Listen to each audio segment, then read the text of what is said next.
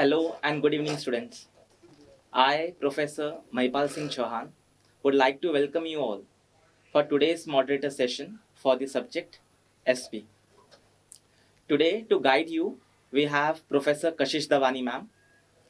By qualification, she has completed her MCom, B.Ed and MA in Economics.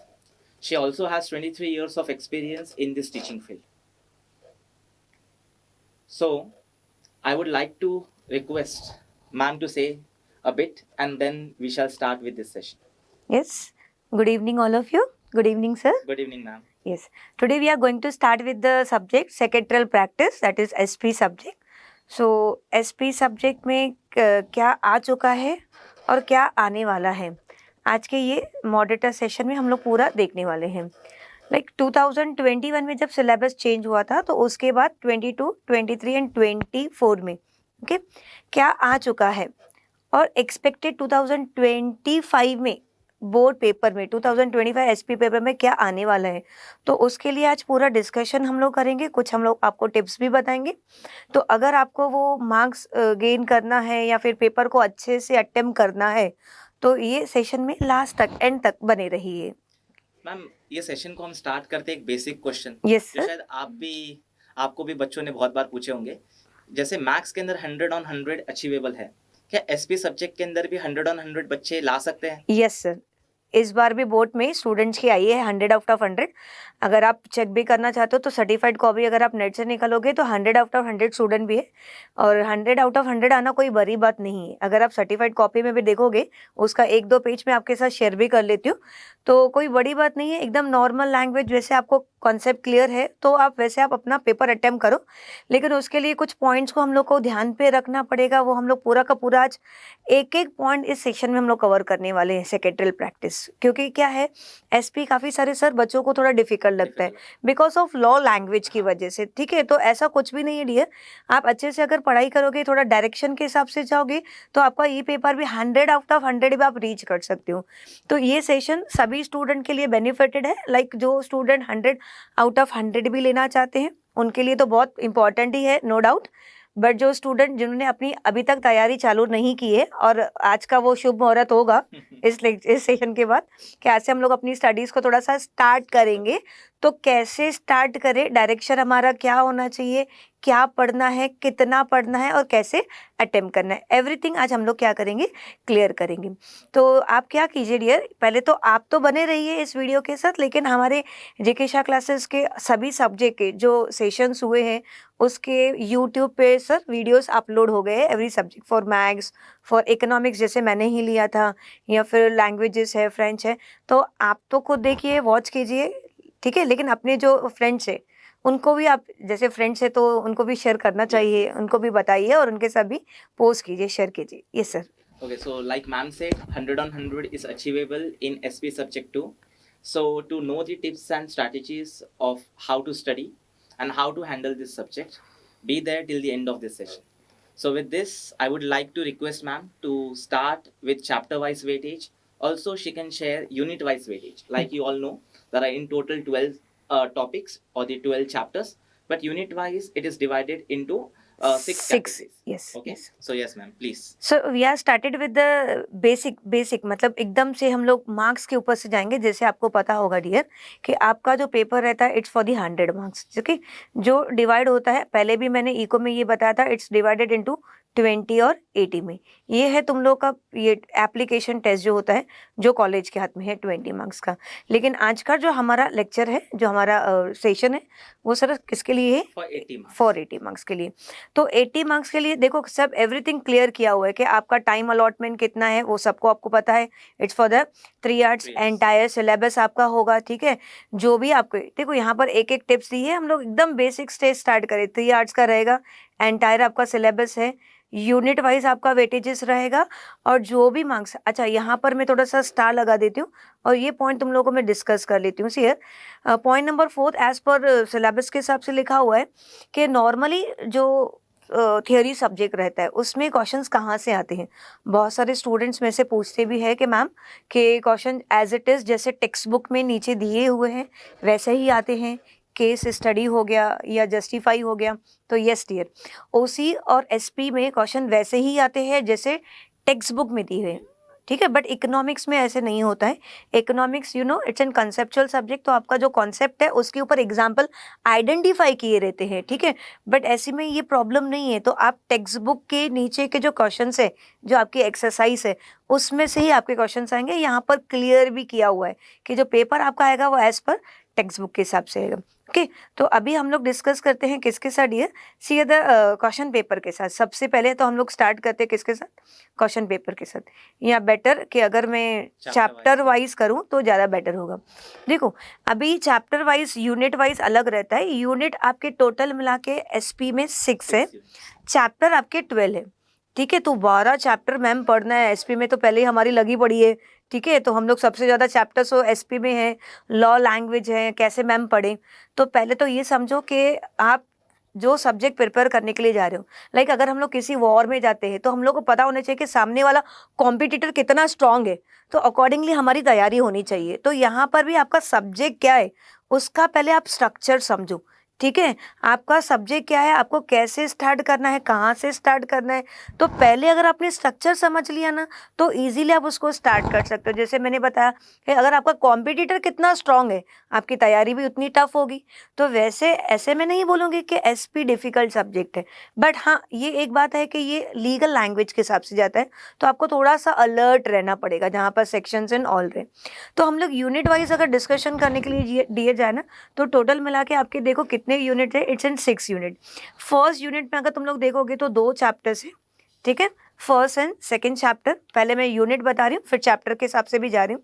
Second unit में आपके 3 chapter है, third fourth and fifth. That means issue of shares हो गए, debenture हो गए and deposits हो गए। जो थर्ड आपका यूनिट है it's for the correspondence letter writing के है, कि जिसमें आपका 6th 7th एंड 8th रहेगा चैप्टर, सब में लेटर्स ही रहेंगे। देन 9th चैप्टर आता है तुम लोग का किसमें, यूनिट नंबर 4, एक ही यूनिट में एक चैप्टर है। 5th यूनिट में तुम लोग का आएगा डिविडेंड चैप्टर, जो 10 मार्क्स का अकेला एक चैप्टर है। And last one 6th unit में 11th एंड 12th। ये यूनिट वाइज है, ठीक है, कंफ्यूज मत होना है। चैप्टर आपके 12th ही रहेंगे डियर, ठीक है। तो 12 चैप्टर के हिसाब से अभी मैं तुम लोग को बता रही हूँ। ये देखो ये हो गया तुम लोग का chapter wise weightages, okay. See the first one, अगर हम लोग फर्स्ट वन देख रहे हैं, ओके, तो फर्स्ट यूनिट में 2 चैप्टर्स है, करेक्ट। फर्स्ट यूनिट में कितने चैप्टर्स है बेटा, 2 चैप्टर्स। कितने मार्क्स का अलॉटमेंट है, 17। ये कम मिनिमम मार्क्स है, मतलब इतना तो अलॉटमेंट है, ये अलॉटेड है, ठीक है। लेकिन विथ ऑप्शन के साथ, इधर आप देख रहे हो इट्स इन विथ ऑप्शन के साथ, कितने मार्क्स का है, 24 मार्क्स का, ठीक है, सॉरी 25 मार्क्स का। मतलब first chapter and second chapter तुम लोग को मिला के कितना है, 25 मार्क्स का। सेकेंड चैप्टर को आप अपने बुक में ऐसे स्टार लगा के रखो, IMP करके रखो। It's an very important chapter, ठीक है। वेरी इंपॉर्टेंट चैप्टर क्यों है, क्योंकि इसमें से एवरीथिंग कवर होने वाला है। आपके डिस्टिंग्विश भी बोल सकते हो, सबसे इम्पॉर्टेंट आपका लॉन्ग आंसर, ठीक है। जो अभी तक हम लोग ने ट्रेंड देखा है 21 के बाद, क्योंकि कोविड के बाद फर्स्ट पेपर नहीं हुआ था, जुलाई में हुआ था। अभी तक अगर आप पेपर्स कुछ रेफरेंस के लिए स्टडी मटेरियल अगर आपको चाहिए ना डियर, तो वैसे तो आपको क्लासेस के सब टीचर्स ने करवा दिया होगा। अपार्ट फ्रॉम दिस आपके क्लासेस के प्रीलिम्स भी चल रहे हैं, लेकिन अगर आपको रीड करना है तो आप बोर्ड पेपर्स रीड की, ठीक है। तो बोर्ड पेपर्स कैसे, काफ़ी सारे बच्चे बोलते हैं कि जुलाई का मतलब जो पेपर रहता है फैब का रहता है। तो ऐसे अगर हम लोग करेंगे तो 6 पेपर होते हैं, नहीं, लेकिन आपको 6 पेपर नहीं करना है, आप 3 ही पेपर करना जो फेब्रवरी है, ठीक है। फैब अटेम्प्ट करना, रेगुलर पेपर करना। आपकी तैयारी रिपीटर की तो नहीं है ना, नहीं है तो फिर क्यों हम लोग देखेंगे, ठीक है। थोड़ा सा उसका पैटर्न अलग हो जाता है, तो आप वो मत देखिए। वो देखने के बाद और कंफ्यूज हो जाएंगे। एक एक चीज़ को समझो डियर कि हम लोग को क्या पढ़ना है। मैंने पहले ही क्या बताया कि हम लोग को पहले समझ के चलना है। तो आप 22 का पेपर रीड कर सकते हैं, 23 का कर सकते हैं, 24 का भी कर सकते हैं, और आने वाला 25 पेपर कैसे आएगा आज हम लोग वो डिस्कस करने वाले हैं। So second chapter is a very important chapter, is an source of, जिसका हम लोग ने वेटेज देखा, अलॉटेड किया हुआ है 17 मार्क्स एंड विथ ऑप्शन के साथ तुम लोग का 25 marks, okay. Then third chapter यानी सेकेंड यूनिट जो आपका आता है, this is an unit second, जिसमें आपके 3 चैप्टर है, chapter number 3, chapter number 4 and 5, जिसमें दिया हुआ है issue of shares, issue of debenture and deposit. Total marks इसकी है 24, विथ ऑप्शन के साथ कितना है, 35। आप देखो बेटा, ये 25 और ये कितना है, 35, इन दोनों चैप्टर को अगर हम लोग ऐड करें तो कितनी मार्क्स होगी? Total 60 marks. 60 मार्क्स का, यानी यहाँ तक अगर आपने पढ़ लिया ना 60 मार्क्स का पेपर ऐसे ही हो जाता है। ऑब्जेक्टिव तो बच्चे कर ही लेते हैं सर, 20 मार्क्स से ऑब्जेक्टिव उनके हो जाते हैं, ठीक है। वो कैसे जाएंगे उसकी भी हम लोग प्रैक्टिस बताएंगे। लेटर है, लेटर करेंगे, मतलब हम लोग एकदम अपना मन बना के रखें कि हम लोग को आउट ऑफ मार्क्स लेना है तो हमारी आ सकती है डियर, कोई मतलब ऐसे नहीं है। उल्टा मुझे ऐसे लगता है एज कम्पेयर टू अगर हम लोग इकोनॉमिक्स रीड करने के लिए जाए या फिर ओसी रीड करने के लिए जाए तो उसके कंपैरिजन में एसपी ज़्यादा इजी है। सिर्फ आपको डायरेक्शन समझना है कि हम लोग को पढ़ना क्या है और कैसे पढ़ना है। तो आगे वाले चैप्टर्स बहुत अच्छे से आप पढ़ोगे, ओके। फिर उसके बाद तुम लोग देखोगे तो थर्ड यूनिट में लेटर्स है, ठीक है। चैप्टर नंबर 6 जो आपने शेयर्स का देखा उसके करस्पॉन्डेंस ये है। चैप्टर नंबर 7 डिबेंचर्स का करस्पॉन्डेंस है। चैप्टर नंबर 8 डिपॉजिट का करस्पॉन्डेंस, जिसके मार्क्स का अलॉटमेंट है total marks it's in 13 and with option के साथ कितना आएगा? It's for 18 marks. कभी कैसे आते हैं लेटर डियर? एवरी चैप्टर में से एक एक लेटर आएगा, ठीक है। एक यहाँ से लेटर आएगा, एक यहाँ से आएगा, एक यहाँ से आने वाला है, ओके। 3 लेटर्स आएंगे, अटेम्प्ट एनी 2 आउट ऑफ 3, तो 2 लेटर आपको आएंगे, ईच कैरिंग 5 मार्क्स। तो आपके लेटर ही कितने हो जाएंगे? It's for the 10 marks. हाँ, 10 मार्क्स के लिए आपके लेटर्स हो जाएंगे, ओके। चैप्टर नंबर 4 इसको भी आप थोड़ा सा इम्पोर्टेंट, थोड़ा सा ही अच्छे से इम्पोर्टेंट करके रखो। एक चैप्टर है यहाँ पर, देखो यहाँ पर तुम लोग ने देखा होगा तो सेकेंड यूनिट में फर्स्ट यूनिट में चैप्टर कैसे एडेड थे। जैसे फर्स्ट यूनिट में 2 चैप्टर थे, सेकेंड यूनिट में 3 चैप्टर्स है, थर्ड यूनिट में भी सर 3 चैप्टर्स है, लेकिन फोर्थ यूनिट में एक ही चैप्टर है और उसका वेटेज भी देखो कितना है, 11 मार्क्स। और मैं आपको श्योर बता दूंगी इसमें से कौन सा क्वेश्चन आने वाला है, इवन 2025 में भी जो ट्रेंड चल रहा है, ठीक है, अभी तक जो बार बार रिपीट हुआ है, तो इसको भी आप स्टार लगा के रखो। और इसमें मैं आपको आईएमपी क्वेश्चन, इंपॉर्टेंट क्वेश्चन जो आपको शॉर्ट नोट में आने वाला है वो मैं बता दूंगी तुम लोगों को। लिए अगेन सेम 5th चैप्टर को, इसको भी इंपॉर्टेंट करो। अगर आप देखोगे तो अभी तक मैंने 3 चैप्टर्स इंपॉर्टेंट करवाए हैं, सेकेंड चैप्टर, ठीक है, 9th chapter and 10th chapter, क्योंकि एक अकेले चैप्टर का जो वेटेज आप देख रहे हो वो कितने मार्क्स का है? इट्स फॉर द 13 मार्क्स, ठीक है। डिविडेंड का चैप्टर है जिसमें से एवरी ईयर एग्जाम में डिस्टिंग्विश भी आता है, केस स्टडी के भी चांसेस ज़्यादा होते हैं यहाँ से। एंड लास्ट वाला जो आपका यूनिट है dear, it's for the 6th unit, जिसमें आपका चैप्टर नंबर 11th रहेगा एंड 12th चैप्टर रहेगा। दैट मीन्स फाइनेंशियल मार्केट का है, जिसमें आपको financial market and the stock exchange, इन दोनों का अगर आप वेटेज देखोगे डियर तो टोटल मिला के लास्ट का जो वेटेज है दोनों चैप्टर्स को मिला के अलॉटेड टोटल मार्क्स है 10 और विथ ऑप्शन के साथ कितना है? 14 दोनों, हाँ 14 मार्क्स इट्स फॉर टोटल। तो डियर आपका जैसे एज यूजुअल सभी टीचर ने आपको बताया होगा एवरी सेशन में कि जो आपका पेपर होता है इट्स फॉर द 80 मार्क्स, ठीक है, लेकिन विथ ऑप्शन के साथ कितना आता है? 116 मार्क्स के लिए, कि 116 मार्क्स के लिए आपका पेपर आता है।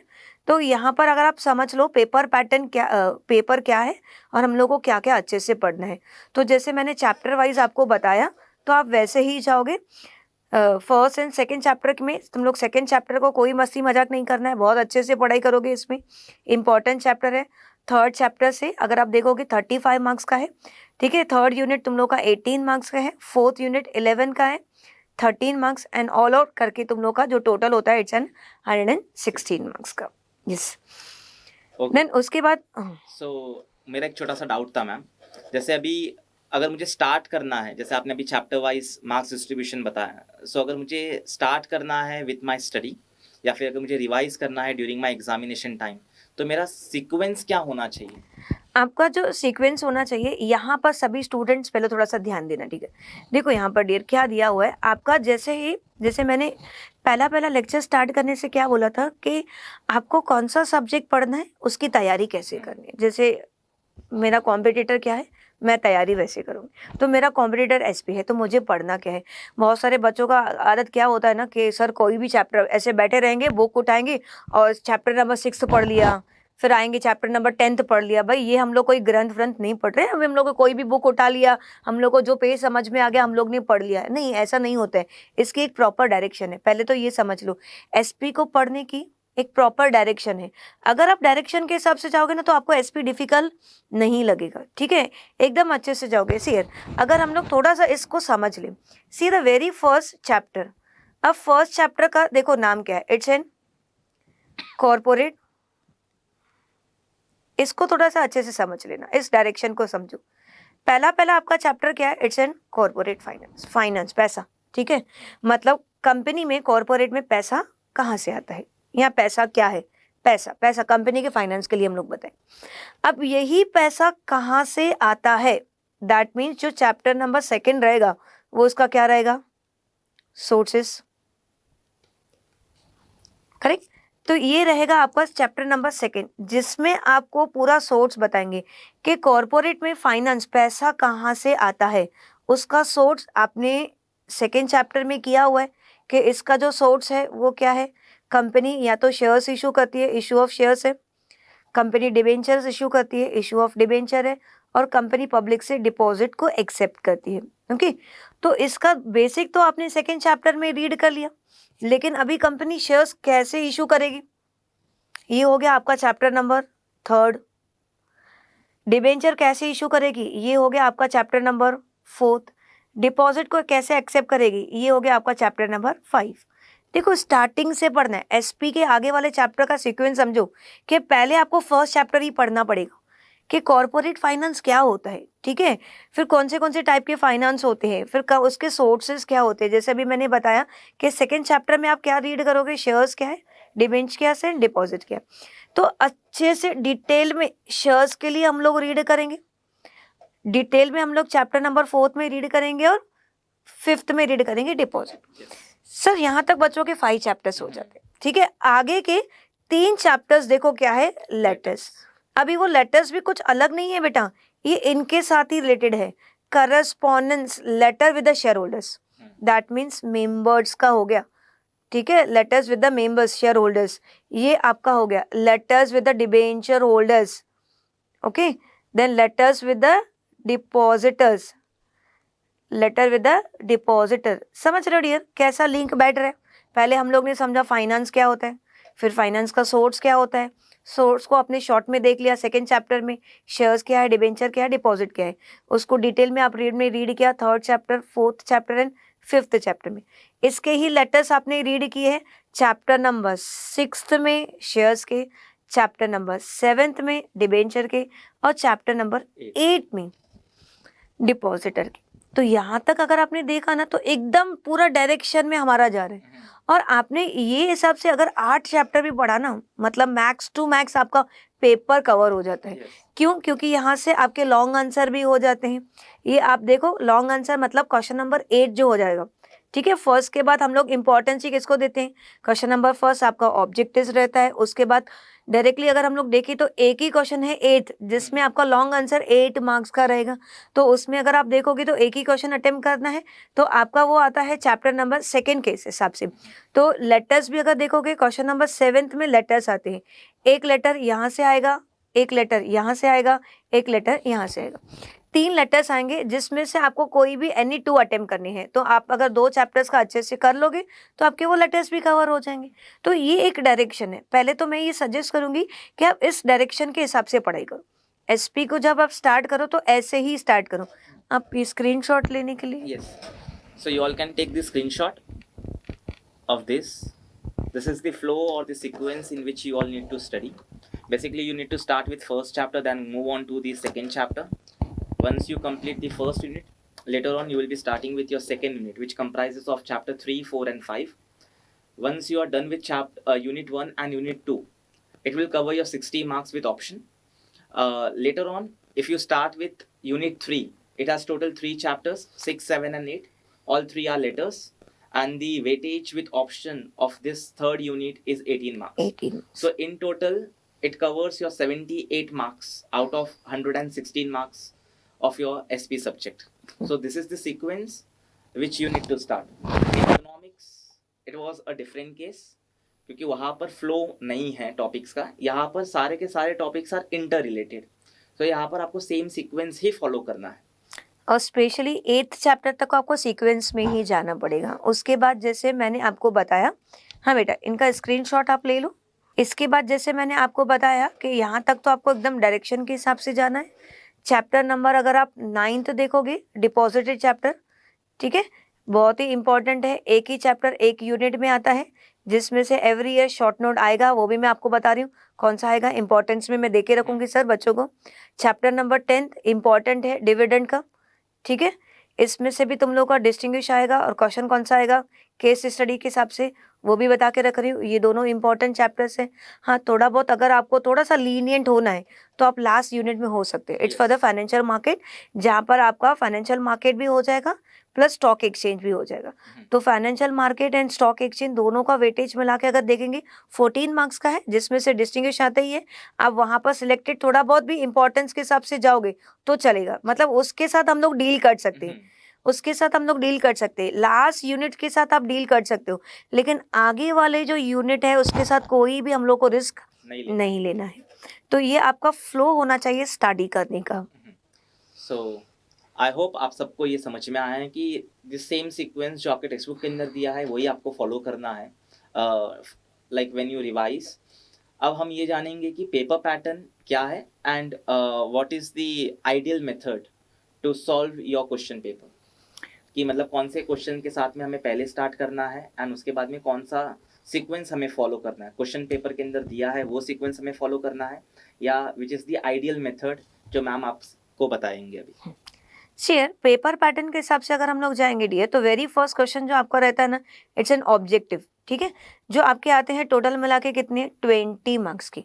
ऑब्जेक्टिव्स में अगर आप देखोगे तो आपको एनी 4 टाइप्स के आएंगे। यहाँ पर आपको देखो अलग अलग ऑप्शंस मिले हैं। जैसे फर्स्ट वन दिया है, select the correct option and rewrite the sentence. अगर आपको एग्जाम में दिया गया है री राइट द सेंटेंस, तो आपको सेंटेंस को लिखना पड़ेगा। आप अच्छे से पहले सेंटेंस को पढ़ लो, क्या पूछा है। ऐसे कंफ्यूज नहीं होने का है मैम हम लोग को क्या लिखना है, ऐसा क्या होना है, पैनिक नहीं होने का किसी भी चीज़ को। एवरीथिंग आपके एग्जाम में क्वेश्चन पेपर में क्लियर होता है, तो आप सिर्फ उसको पढ़ो, अकॉर्डिंगली आप क्या करो उसका आंसर्स करो। आगे पहले वाले इकोनॉमिक्स के लेक्चर में हम लोग ने टाइम मैनेजमेंट किया था, वही टाइम मैनेजमेंट का अगर स्ट्रैटेजी तुम लोग फॉलो करोगे तो यहाँ पर भी आपका सेम कंप्लीट हो सकता है। जैसे लाइक ऑब्जेक्टिव्स में मैंने सर पहले से भी बता दिया था कि 20 मार्क्स है तो 20 मिनट्स में हम लोग को कवर करना है, और अदर्स जैसे रहता है उसको हम लोग क्या करेंगे डबल करेंगे, और थोड़ा सा हम लोग इंक्लूड करेंगे 2-3 मिनट्स फॉर द प्रेजेंटेशन के हिसाब से। ओके, तो आपका फर्स्ट वन जो है वो 20 मिनट्स में पहले क्वेश्चन पेपर अच्छे से रीड कर लेना है, रिलैक्स हो जाना है, पेपर को स्टार्ट करना है। वेरी फर्स्ट क्वेश्चन से स्टार्ट करेंगे ऑब्जेक्टिव्स। पहला क्वेश्चन आपका यही होना चाहिए। आपको 4 ऑब्जेक्टिव्स रहेंगे। Every answer start from the new page. पहले देखना ऊपर से क्या दिया हुआ है, करेक्ट द ऑप्शन दिया है, री राइट द सेंटेंस। अगर आपको बोला है री राइट द सेंटेंस तो आपको सेंटेंस लिखना पड़ेगा, ठीक है। ये आपका हो जाएगा कितना 5 मार्क्स के लिए आएगा। ओके, ये कितने मार्क्स के लिए आएगा बेटा 5 के लिए। देन उसके बाद कभी कभी देखो सेकेंड वन को थोड़ा ध्यान देना, मैच द पेयर्स। अभी बहुत बार बच्चे ये गलती कर लेते हैं। मैच द पेयर में देखो क्या करना है डियर, थोड़ा सा उसका डायरेक्शन समझना कि आपका मैच द पेयर है। लाइक मैं तुम लोग को एक सेकेंड एक पेपर में यहाँ पर दिखा देती हूँ, लिखने का तरीका भी क्या है। एक मैंने बोर्ड का सैम्पल कॉपी लेके आई हूँ जिसमें आपको मैं हाँ इसमें ये 2022 का पेपर है। हम लोग इसका स्क्रीनशॉट भी बाद में निकाल देते हैं, और उसमें देखो सॉल्व किया हुआ है। फर्स्ट वन अगर आप देखोगे तो पहला क्वेश्चन देखो दिया हुआ है जो री राइट द सेंटेंस। जैसे देखो कितना सिस्टमैटिक लिखा हुआ है बच्चों ने, नीट एंड क्लीन कॉपी देखो तुम लोग, ठीक है। Finance is related with the money and money management. अगर आपको ब्लैंक्स आएंगे ना तो मैं आपको 3 चैप्टर्स के इंपॉर्टेंट चैप्टर बता रही हूँ जहाँ से आपको फिल इन दी ब्लैंक्स आती है री राइट द सेंटेंस में। चैप्टर नंबर फर्स्ट से आएगा मनी का, ठीक है। तो फर्स्ट में से तुम लोग को फर्स्ट सेकंड थर्ड जो ब्लैंक्स रहे ना स्टार्टिंग वाले वो रिपीट होते हैं। एक ये सेकंड एक डिबेंचर चैप्टर में से आएगा ही आएगा कंफर्म, तो उसमें से अच्छे से पढ़ोगे। थर्ड डिविडेंड चैप्टर में से 3 ब्लैंक्स तो यहाँ से रिपीट होते हैं। यहाँ पर भी तुम लोग देखो ये फर्स्ट में से मनी में से आए, एक ये डिबेंचर में से आया है और एक डिविडेंड में से आया है। 22 का मैं सब तुम लोग को केस एनालिसिस करवाती जाऊंगी। ऐसा नहीं कि मैं अपने मन से बोल रही हूँ, नहीं अपने एक्सपीरियंस से बोल रही हूँ। एक्सपीरियंस से तो मैं बोल ही रही हूँ, लेकिन जो बोर्ड का ट्रेंड चल रहा है उसके हिसाब से भी बोल रही हूँ, क्योंकि वो हम लोग रीड कर लेते हैं कि क्या रिपीट होता है। तो एनालिसिस के बेसिस पे भी बोल रही हूँ और अपने एक्सपीरियंस के बेसिस पे भी बोल रही हूँ। तो देखो यहाँ पर नीट एंड क्लीन एक पेज पे लिख लिया है, वहाँ पर लिखा है each correct answer carry the 1 marks, ठीक है। टोटल मिला के 5 हो गए। अभी जो मैं आपको बताना चाह रही थी इसके ऊपर आप ध्यान देना, ठीक है। आपने मैचअप जैसे लिखा like investment in the debenture, तो यहाँ पर देखो दिया हुआ है safe and the secured investment. या तो आप डायरेक्टली उसका आंसर लिखो एक ये चीज, ठीक है। लेकिन अगर आप यहाँ पर आप नंबरिंग दे रहे हो तो आप अपने हिसाब से नंबर नहीं देना, लाइक बच्चे ऐसे देते हैं 1 2 3 4 5, नहीं बेटा, ये रॉन्ग मेथड है। आपको ये जो नंबरिंग देना है ना, जो दिया हुआ होगा ना, वो उस हिसाब पैटर्न के हिसाब से जाने, या तो इस पैटर्न के हिसाब से जाना कि जैसे फॉर एग्जांपल यहाँ पर इन्वेस्टमेंट इन डिवेंचर, इसका आंसर क्या है, इन्होंने डैश करके डायरेक्टली आंसर लिखा हुआ है, ठीक है। लेकिन इसका अगर आप नंबरिंग देने के लिए जाओगे तो अपने हिसाब से नहीं जाना। देखो यहाँ पर पेपर में कैसे है मैं बता रही हूँ, ये देखो, ये 2022 का पेपर, इसमें अगर आपने मैचअप्स देखा, ये देखो, ये देखो, इन्वेस्टमेंट इन द डिबेंचर्स, आपने यहाँ पर मैचअप दी पेयर में बच्चे ने क्या लिखा था, डायरेक्टली आंसर क्या लिखा था, it's an safe and secured. तो या तो डायरेक्टली आंसर लिखो, लेकिन अगर आप नंबरिंग दे रहे हो तो ये नंबर 4 के हिसाब से स्टार्ट होगा, इधर से लिखोगे ए, यहाँ से लिखोगे 4, ओके। तो ऐसे करके आपको अपने मैचअप्स का पेयर करना है, या तो आप डायरेक्टली आंसर लिखो या तो प्रॉपर नंबरिंग के हिसाब से आपको जाना पड़ेगा। ये हो गया आपका पेपर पैटर्न के हिसाब से सेकंड जो हम लोग डिस्कस करने के लिए आ रहे हैं। फर्स्ट, रीराइट द सेंटेंस, जो मैंने बोला फर्स्ट चैप्टर में से आएगा, डिबेंचर चैप्टर में से आएगा, डिविडेंड। मैच द पेयर, इसके चांसेस ज़्यादा होते हैं स्टार्टिंग वाले के, जैसे मैच द पेयर के ज़्यादा होते हैं, गिव द वन वर्ड ज़्यादा एग्जाम में आते हैं, ट्रू और फॉल्स, इधर दिया हुआ है स्टेट ट्रू और फॉल्स, मतलब आपको क्या रीराइट करना है क्या सेंटेंस, नहीं डायरेक्टली, ठीक है। आंसर दिया हुआ है, मैं आपको दिखा भी दूंगी। Find the odd word out है, आंसर लिखना है directly. Complete the sentence, sentence आपको लिख के उसको कंप्लीट करना पड़ेगा, यहाँ तक ज़्यादा आते हैं एग्जाम में। फिर और भी ऑप्शंस है, correct the options from the bracket दिया हुआ है, वन सेंटेंस दिया हुआ है, underline the word and rewrite the sentence, इधर फिर से दिया हुआ है rewrite the sent and arrange in the proper order. तो इसमें से जो आपको ऑप्शंस है, इसमें से कोई भी एनी 4 आएंगे, ईच कैरिंग 5 मार्क्स, टोटल मिला के आपका जो फर्स्ट क्वेश्चन हो जाएगा, it's an question number first for 20 marks, okay. Then we are start with the second question, जो आपका है एक्सप्लेन द फॉलोइंग टर्म्स और दी कॉन्सेप्ट। सर ये जो टर्म्स है वो कितने आते हैं, at a many 4, each carrying 2 marks, total मिला के कितना आएगा 8 मार्क्स का। सेकेंड क्वेश्चन जो रहेगा आपका कितना रहेगा, एनी 2 जो टर्म्स है आपको एक्सप्लेन करना है। अभी अगर आप ट्रेंड के हिसाब से जाओ, 22 का पेपर देखोगे, 23 का देखोगे, 24 का भी आप पेपर देखोगे, तो ज़्यादा करके फर्स्ट सेकंड चैप्टर में से एक आता ही है, मतलब यूनिट 1 में से कंफर्म है सर एक आ रहा है, लास्ट यूनिट में से एक आ रहा है, यानी फाइनेंशियल मार्केट में से, क्योंकि फाइनेंशियल मार्केट को मैंने बोला डील कर सकते, तो ऐसे डील करेंगे क्योंकि उसमें से टर्म्स आते हैं और डिस्टिंग्विश ज़्यादा करके आते हैं। तो आप यहाँ से अगर तैयारी करोगे तो वो चैप्टर्स नोट डाउन कर लो, बाकी तो नॉर्मली आपको सभी चैप्टर्स की जो मीनिंग है उससे कोई भी टर्म्स आ सकते हैं, अच्छा कॉन्सेप्ट आ सकते हैं, 2 मार्क्स का है। तो इसको आपको कैसे लिखना है, पैराग्राफ में लिख, ठीक है, पैराग्राफ में, और कुछ ज़्यादा ऐसे बड़ा ऐसे घुमा फिरा के नहीं लिखना है, आपको जैसे मीनिंग पता है अच्छे से आप उसके कंटेंट्स लिख लो, ठीक है। इसको हम लोग को पॉइंट्स में नहीं लिखना है, पैराग्राफ में 2 पैराग्राफ लिख लो, अच्छे से उसको वाइंड अप कर दो उसकी मीनिंग। अगर आपको उसमें से कुछ अच्छे से आता है, लाइक शेयर्स हो गया, बोरोड कैपिटल हो गया, डिबेंचर हो गया, अगर आपको उसका डेफिनेशन याद है तो डेफिनेशन को भी ऐड कर देना। बट ये एक बात याद रखना एकदम ध्यान से कि डेफिनेशन लिखने के टाइम पे अगर आप सेक्शंस लिख रहे हो या डेफिनेशन लिख रहे हो, अगर आपको पता है तो ही लिखना, अदरवाइज रॉन्ग आपको कुछ भी नहीं लिखने का है। एक तो पहले ये समझ लो कि लॉ लैंग्वेज है, नेगेटिव मार्किंग आपकी हो जाएगी, उधर ऐसे हो जाएगा कि कट करेंगे, आपको सर्किल लगा के बोलेंगे, तो आपके पेपर में वो जैसे सेम मैंने बताया था कि आ बैल मुझे मार, आप अपनी मिस्टेक खुद बता रहे हो कि भाई मैंने यहाँ पर मिस्टेक किया, आ जाओ मेरी मार्क्स को कट करो, तो ये गलती हम लोग को नहीं करना है डियर, ठीक है। अलर्ट रहना है सभी जगह पे। क्वेश्चन नंबर 3 आपका आता है, इट्स एन केस और situation study, very easy question. मैं अगर देखूं तो इसमें एक्चुअली कुछ भी नहीं रहते हैं, ठीक है। थर्ड क्वेश्चन जो रहेगा आपको एनी 2 केस स्टडीज रहेगा, ईच कैरिंग 3 मार्क्स, टोटल मिला के क्वेश्चन नंबर 6 थर्ड जो है वो कितने मार्क्स का, it's for the 6 marks. Sir जहाँ तक हम लोग ने 22 एंड 23 एंड 24 का पेपर देखा हुआ है, तो केस स्टडी में डिबेंचर रिपीट हो रहा है, लाइक कन्वर्टेबल डिबेंचर है, सिक्योर डिबेंचर है, टाइप्स ऑफ डिबेंचर जब बच्चे रीड करेंगे ना तो उसमें अलग अलग टाइप के डिबेंचर्स है, उसके ऊपर क्वेश्चन पूछा है, ये रिपीट हुआ है, ठीक है, आप नोट डाउन कर सकते हो। डिविडेंड के ऊपर हुआ है कि कंपनी इक्विटी शेयर्स के ऊपर या प्रेफरेंस शेयर्स के ऊपर जब डिविडेंड डिक्लेयर करती है तो कौन सी मीटिंग में करेगी एंड ऑल, ठीक है।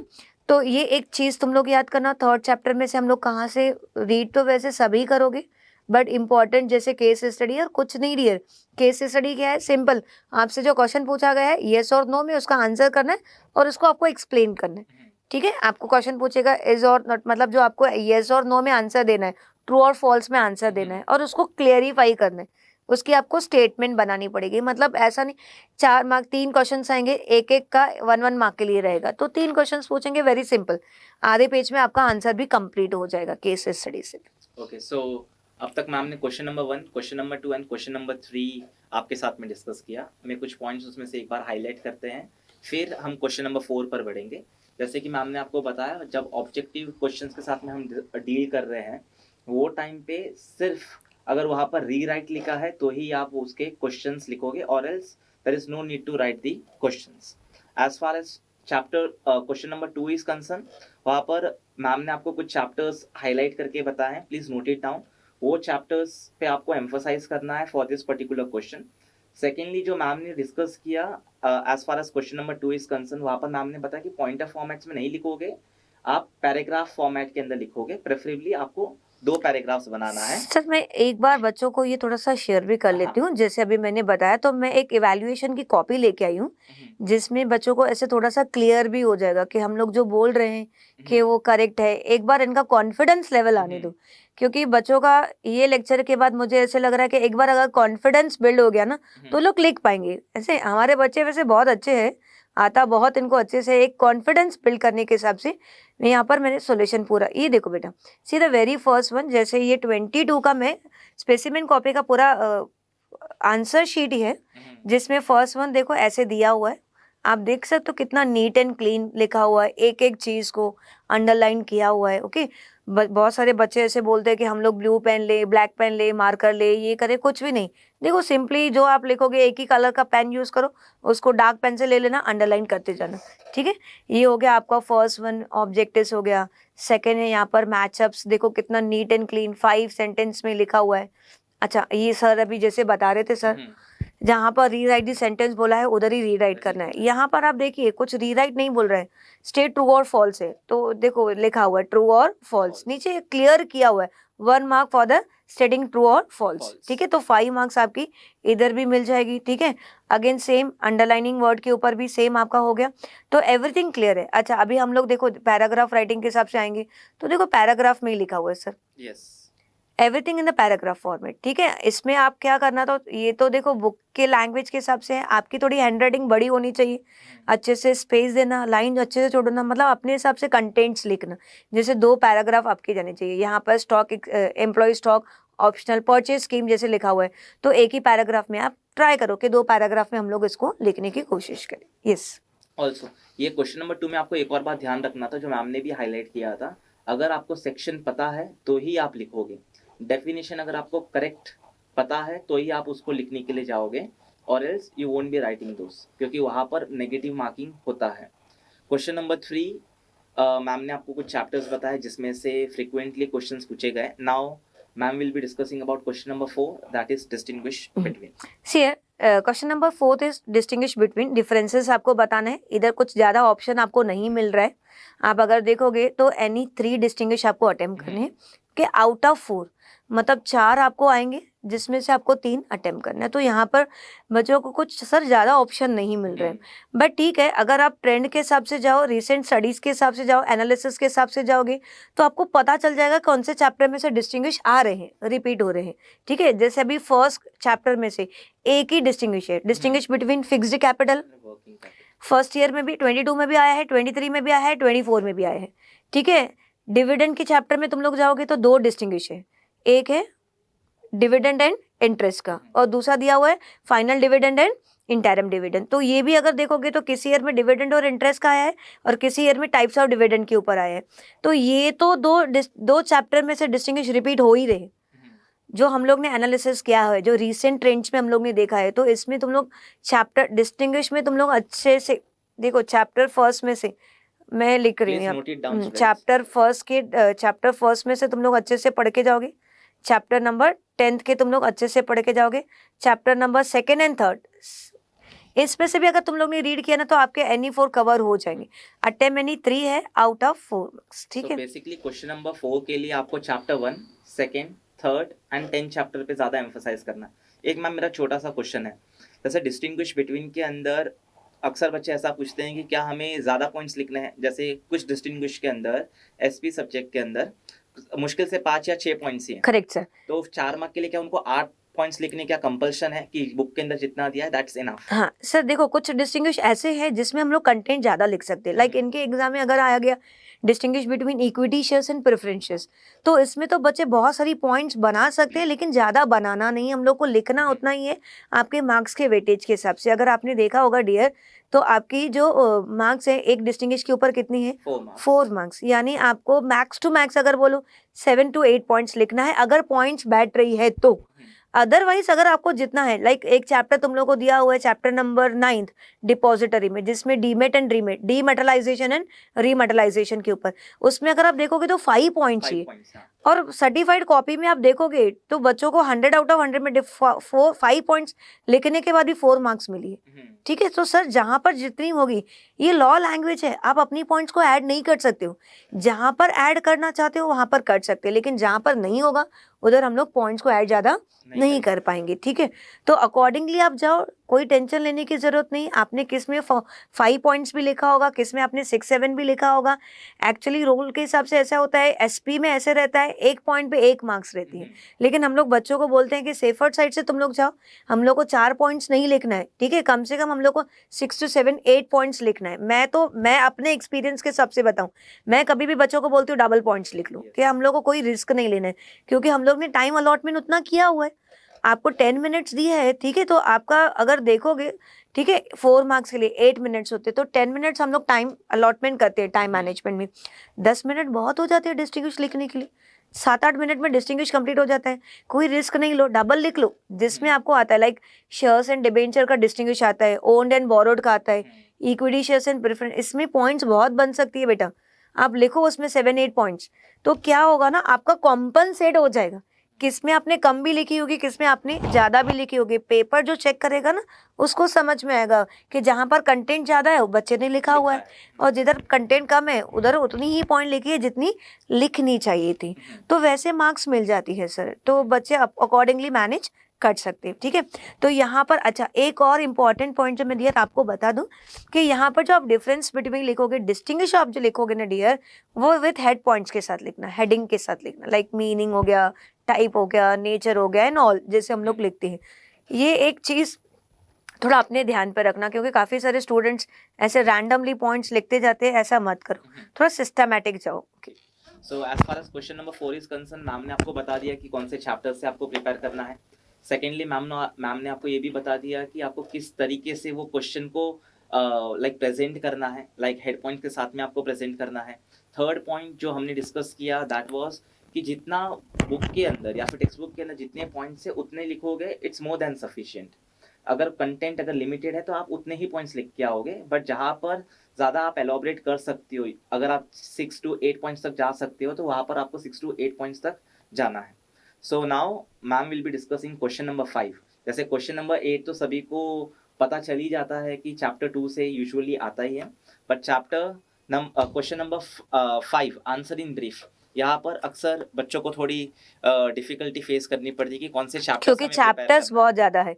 ऐसे तो सर देखा जाए तो 12 चैप्टर है, और एसपी में तो 12 चैप्टर पढ़ना एकदम लोरी लग गई। ठीक है, तो बच्चे तो थियोरी सब्जेक्ट है, लॉ लैंग्वेज है, ऐसे पढ़ने के टाइम पे ऐसे ड्राई हो रहा है, नहीं पढ़ पा रहे, तो इससे ज़्यादा क्वेश्चन है, शॉर्ट नोट ज़्यादा है। तो हम लोग अगर पहले तो जैसे मैंने डायरेक्शन के हिसाब से बताया, तो आपके बहुत सारे क्वेश्चन वहाँ पर कवर हो जाते हैं।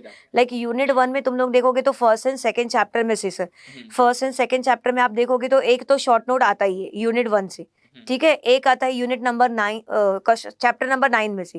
लाइक डिपॉजिटरी का तुम लोग देखोगे हर चैप्टर में है। मैम इधर लिख दीजिए आप, हाँ, चैप्टर्स नंबर क्या-क्या है। एक फर्स्ट तुम लोग का नोट डाउन कर लो, यूनिट 1 लिख रहे हो, it's not from chapter 1। So unit 1 का मतलब क्या है? Chapter number 1 and chapter number 2।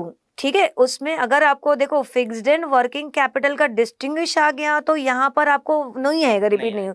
Like इसमें बोनस शेयर्स आ सकते हैं, राइट शेयर्स आ सकते हैं, ऐसे पॉसिबिलिटीज है। लाइक इसमें एम्प्लॉय स्टॉक ऑप्शनल स्कीम्स जो है वो सब मेथड्स आ सकते हैं। यूनिट 1 में बोल रहे, एक तो यहाँ से सर रिपीट होता ही है, एज पर ट्रेंड के हिसाब से हम लोग ने देखा है। एक हो रहा है चैप्टर नंबर 9 में से। ठीक है, ये चैप्टर नंबर सर आप देखो तीनों पेपर में आया है। Advantages of the depository system, ठीक है, advantages of depository system to the investors. तो इन्वेस्टर के लिए डिपॉजिटरी सिस्टम के, और बहुत इजी है डियर, कुछ भी नहीं है उसमें। जैसे बच्चे, मुझे ऐसे समझ में नहीं आता है क्यों बोलते हैं कि डिपॉजिटरी चैप्टर बहुत डिफिकल्ट है। कुछ डिफिकल्ट नहीं है, it's an completely online system. जैसे मतलब पहले शेयर्स क्या होते थे, मैनुअल इशू होते थे, ठीक है। 1992 का जो स्कैम हुआ था, अगर आपने देखा होगा तो 1992 में जो स्कैम हुआ था, आप थोड़ा बहुत तो मोबाइल्स भी यूज करते होंगे ना, उसमें सर आपने बहुत ज़्यादा ये सर ये तो बहुत ज़्यादा ही है। तो सर आपने एक सीरीज देखी है स्कैम ऑफ 92, हर्षद मेहता का जो बिग बुल करके आया था।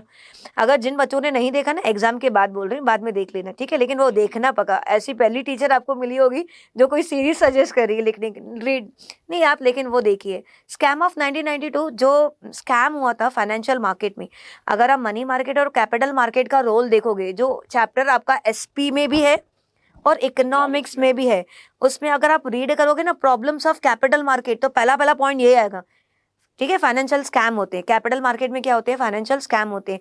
जो 1992 में भी हमारे इंडिया में हुआ था, उसके बेसिस पे सेबी एक्ट बना था। 1992 में एक्ट पास हुआ था, और सेबी एक्ट ने ही डिपॉजिटरी एक्ट पास किया था 1996 में। मैचअप्स में आता है, याद करना, मैच दी पेयर में डिपॉजिटरी एक्ट कभी पास हुआ था, इन द ईयर ऑफ 1996। जो पूरा स्क्रिप्टलेस ट्रेडिंग है, स्क्रिप्टलेस का मतलब क्या, पेपरलेस ट्रेडिंग। तो आपको पेपरलेस ट्रेडिंग का मतलब क्या हो जाएगा, मतलब आपको पूरा जो भी शेयर्स आज बाय करते हैं, सिक्योरिटीज डिबेंचर्स एंड बाय करते हैं, वो ऑनलाइन के हिसाब से, मतलब डीमेट अकाउंट जो ओपन करते हैं। तो इसमें आपको जो डियर एडवांटेजेस आने वाले हैं ना, कुछ अलग नहीं है, ऑनलाइन के बताओगे, कंप्यूटर के। जैसे अभी हम लोग बैठे हैं, किधर भाई तुम लोग बैठे हो, किधर हम लोग बैठे हैं, कहाँ पर सर बैठे हैं, और सब कनेक्टेड है। It's in what, online system, जो ज़्यादा वाइड कवरेज करता है, चीप रेट पे पड़ेगा, मतलब बहुत सारे कवर इसका ज़्यादा है, ठीक है, इसके एडवांटेजेस बहुत ज़्यादा है, वैसे ही हम लोग पॉइंट्स बताएंगे। तो सर यहाँ से तो 2 क्वेश्चन कंफर्म आते हैं, ठीक है। और एक सेफर्ड साइड से तुम लोग लिख लेना, एम्प्लॉय स्टॉक ऑप्शनल स्कीम जो है, ठीक है। मेथड्स ऑफ इशू में अगर आपने देखा होगा, तो जब कंपनी मेथड्स इशू करती है, पब्लिक को देती है, एग्जिस्टिंग शेयर होल्डर्स को, अगर आप ये थोड़ा ट्रेंड देखोगे ना, आप अपने बुक में से ये एक चार्ट तो देख लेना, उस पर देखा होगा, जब कंपनी शेयर्स इशू करती है तो उसका पहला मेथड है पब्लिक इशू, जिसमें आईपीओ और एफपीओ आता है। अब ये वाला क्वेश्चन बच्चों को बहुत डिफिकल्ट लगता है, लेकिन मैं अपने हिसाब से बताऊं, मैं अपने एक्सपीरियंस के हिसाब से बताती हूँ। फर्स्ट वाला मेथड उठाओ, टू दी पब्लिक। आप अपना बुक खोलो, उसमें देखो देखा होगा, टू दी पब्लिक। पब्लिक में 2 मेथड है, आईपीओ और एफपीओ। सर आईपीओ और एफपीओ के ऊपर डिस्टिंग्विश आता है, तो बस डिस्टिंग्विश पढ़ लिया, वो मेथड हमारा कवर हो गया। सेकेंड मेथड आएंगे, to the existing equity share holders, के इक्विटी शेयर होल्डर्स को जब शेयर्स देते हैं तो उसके भी 2 मेथड है, एक है राइट शेयर्स, दूसरा है उस पर भी डिस्टिंग्विश आता है। हो गए 2 मेथड हमारे कंप्लीट। तीसरा जो मेथड आता है, टू दी एग्जिस्टिंग एम्प्लॉयज।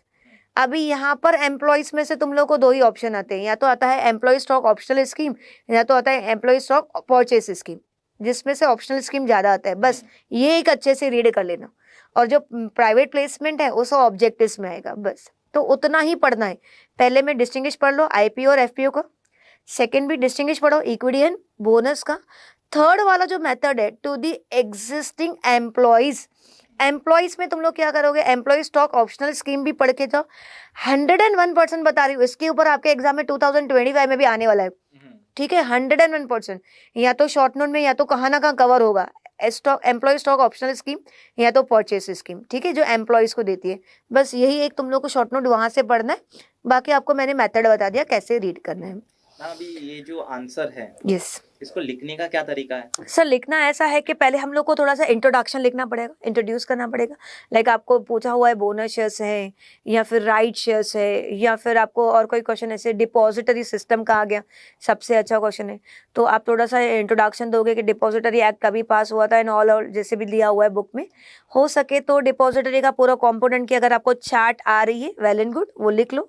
नहीं आता है तो ठीक है, क्योंकि वैसे भी आंसर इन ब्रीफ है, उसकी आप क्या करोगे, पॉइंट्स लिखोगे। लिखोगे, लाइक आपको यहाँ पर पॉइंट्स विद हेडिंग के साथ लिखना है, हेड पॉइंट्स के साथ। नॉर्मली यहाँ पर 6-7 पॉइंट्स तो आपकी जानी चाहिए, यानी अगर कंटेंट्स के हिसाब से आप देखोगे तो आपके 2.5 पेजेस जाएंगे, 2.5 पेजेस में आपका आंसर होना चाहिए कम से कम, मिनिमम इतना तो आपको लिखना ही है। 2 पेजेस 2.5 पेजेस में, और अच्छे से अंडरलाइन करना है, प्रेजेंटेशन देना है, एवरीथिंग। देखो पेपर में मैंने पहले भी बताया था डियर, आपको भी कोई चीज़ ऐसे वैसे आजकल नहीं पसंद है। आज हम लोग आईफोन लवर क्यों है, ठीक है, क्यों, हर एडवांस चीज़ हम लोग को पसंद है। तो पेपर अगर आपका सिंपल होगा, आपको सिंपल चीज़ें नहीं पसंद है, तो जो पेपर चेक करेगा उसको क्यों सिंपल चीज़ें पसंद आएगी? वो भी तो चाहेगा ना कि पेपर में कुछ तो अच्छा होना चाहिए भाई, कुछ क्वालिटी हो, कुछ क्वांटिटी हो, प्रेजेंटेशन हो, एवरीथिंग हो। आपको सिंपल लाइफ नहीं पसंद है, आप तो फिर लिख क्यों रहे हो सिंपल? पढ़ने के टाइम पे सिंपल क्यों हो जाते हो? मुझे वही नहीं समझ में आता है। थोड़ा पढ़ने के टाइम पे भी ट्रेंडी हो जाओ, थोड़ा टफ पढ़ाई करो, अच्छे से पढ़ाई करो, प्रेजेंटेशन अच्छे से दो, तो आपका हो जाएगा सिस्टमैटिक। क्वांटिटी भी लिखो डियर एंड क्वालिटी भी, मतलब आपका पेपर जब टीचर उठाए ना, आपके सप्लीमेंट के वेटेज में से समझ में आना चाहिए, अरे बच्चे ने अच्छा खासा लिखा होगा, ऐसे दिल खुश होना चाहिए। स्टार्ट करने से आपका लगना चाहिए कि ये इतना सप्लीमेंट तो अच्छा लिखा होगा बच्चे ने। तो लिखने के टाइम पे अगर वो हम लोग बोलते हैं ना, एक वर्ड बोलते हैं, first impression is a last impression, तो आपका फर्स्ट इंप्रेशन ही ऐसे होगा कि आपने 4 सप्लीमेंट अटैच किए। जैसे अभी लास्ट ईयर का मैं बच्चा बताऊं, जिन्होंने 100 आउट ऑफ 100 लिया, उसने मेन कॉपी में 4 सप्लीमेंट ऐड किए, मतलब टोटल मिला के 5 हो जाते हैं, ठीक है। इतना तक मैंने एनालिसिस करके रखा है कि 4 सप्लीमेंट जो टॉपर होंगे उनको कम से कम 4 या 5 सप्लीमेंट और लगने चाहिए, ठीक है। डिपेंड्स करता है हैंडराइटिंग के ऊपर अगेन। तो ये अगर देखोगे तो टीचर को लगेगा अरे 4 सप्लीमेंट 5 सप्लीमेंट हो गए तो बच्चे ने लिखा होगा, मतलब अच्छा स्टूडेंट होगा।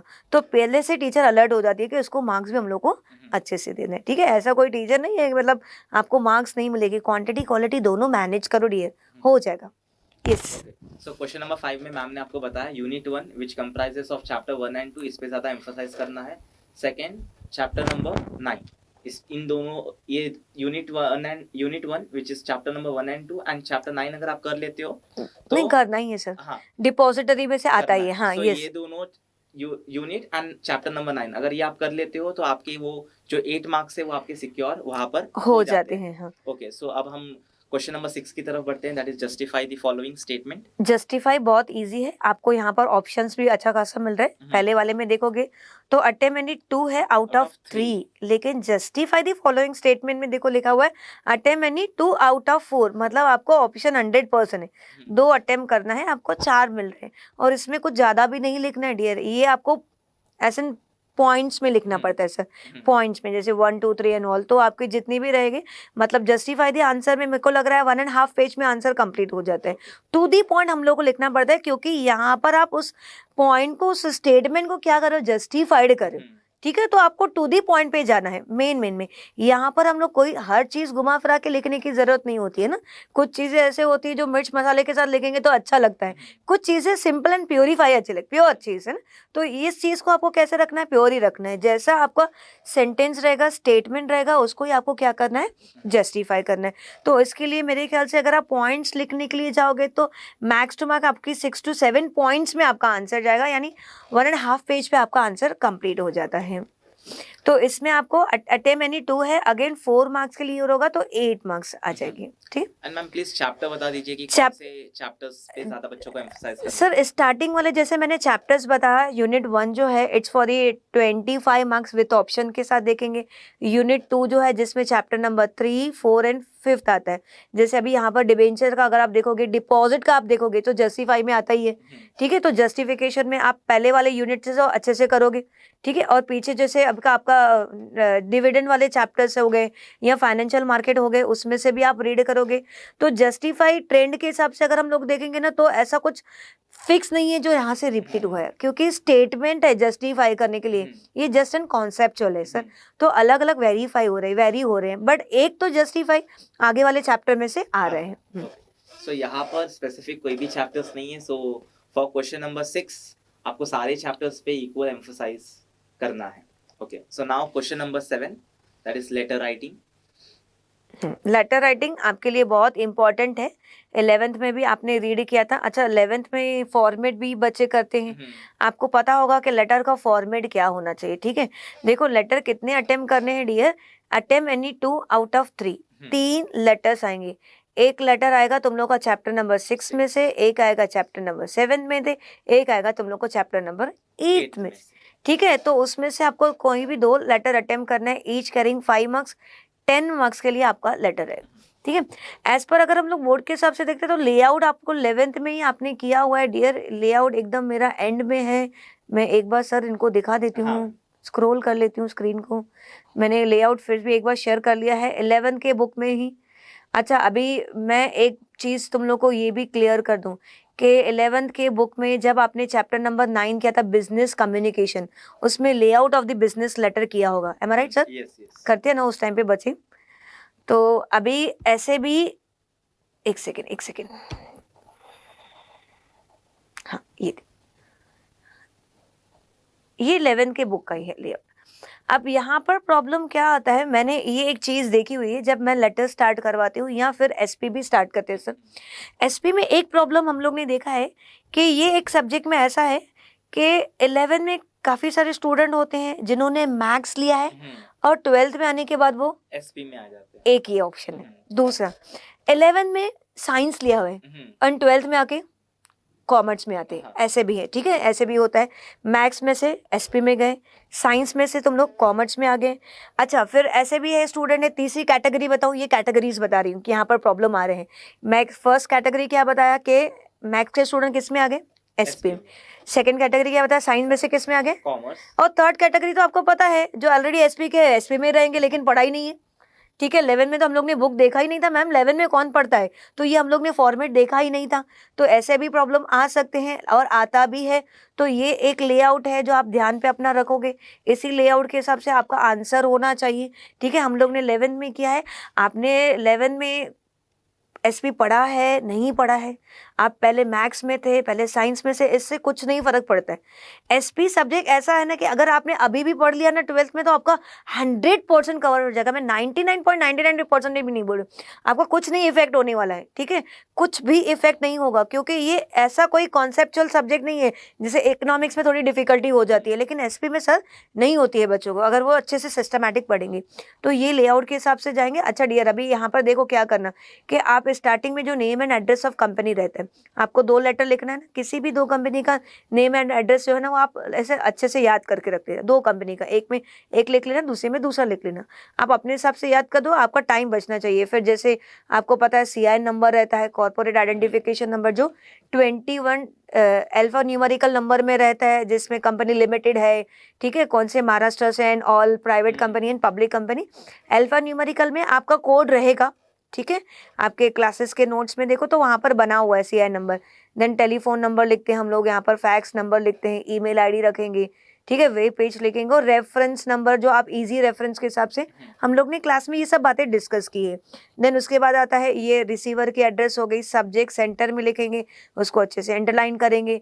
फिर आपका हो गया main body of the letter, जो 3 पैराग्राफ में होना चाहिए कि ज़रूरी नहीं होगा, ठीक है, कोई कोई लेटर ऐसे होते हैं जो 2 पैराग्राफ में भी कंप्लीट हो जाते हैं। हम लोग ट्राई करेंगे कि 3 पैराग्राफ होने चाहिए लेआउट के हिसाब से। एक होता है introduction paragraph, main, second main body of the letter, and third one is in conclusion. फिर आपका आ जाएगा यहाँ पर कॉम्प्लीमेंट्री क्लोज, ठीक है, thanking you yours faithfully, signed by, signature होगा, और सीसी तो नहीं आता है, कार्बन कॉपी, ये मैं कट कर लेती हूँ। एंक्लोजर के ऊपर ध्यान देना, ENCL जिसको हम लोग शॉर्ट में लिखते हैं। अगर कोई भी डॉक्यूमेंट अटैच है तो उसको हम लोग क्या करेंगे, एंक्लोजर में डाल देंगे, ठीक है। तो सर ये हो गया लेआउट जो बच्चों को एग्जाम में फॉलो करना पड़ेगा। किसी भी 2 कंपनीज का नाम आप याद कर दो, अच्छे से देख लो, लेआउट उसके हिसाब से आप बना सकते हो, ठीक है। यहाँ पर आप देख सकते हो, देखो मैं एक तुम लोग को दिखा देती हूँ, लाइक यहाँ पर देखो दिया हुआ है, write a letter to thanks. अच्छा, ये एक लेटर डिपॉजिटेड चैप्टर में से 2 लेटर्स इंपॉर्टेंट करके रखना। करस्पॉन्डेंस विद डिपॉजिटर मतलब चैप्टर नंबर आपका होता है 6, 7, 8, इसमें 2 लेटर्स आप अच्छे से पढ़ के जाओगे। एक पहला चैप्टर, पहला letter thanking letter, letter of thanks to depositor, एक ये, और दूसरा रिन्यूअल ऑफ द डिपॉजिट। इन दोनों में से एक लेटर आएगा आएगा आएगा आएगा आएगा आएगा, 3 बार मैं टिक करके रख रही हूँ, ठीक है। तो इसमें से अच्छे से पढ़ के जाओगे, ट्रेंड के हिसाब से जाओ, रिपीट हो ही रहे हैं, ठीक है। तो ये आप एक बार देख लो बेटा कि कैसे, देखो प्रेजेंटेशन दिया हुआ एंड ऑल,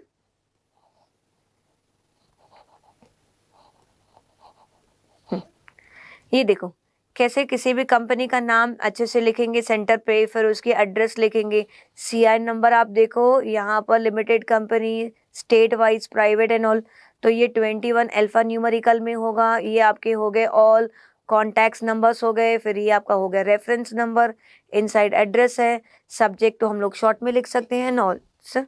ये देखिए ओके। अब यहाँ पर जैसे हम लोग ने बताया था 3 पैराग्राफ में, एक ये पैराग्राफ हो गया, 2 में से भी यहाँ पर टेबल बनी हुई है क्योंकि कंटेंट्स लिखने। तीसरा पैराग्राफ जो है एशन conclusion, okay. Then thanking you हो गया, yours faithfully complimentary close signed by company secretary, और लास्ट में देखो दिया हुआ है एंक्लोजर रिसिप्ट दिया हुआ है, ठीक है, उसमें देखो दिया हुआ है। अब मैं यहाँ पर नीचे भी रीड कर लेती हूँ।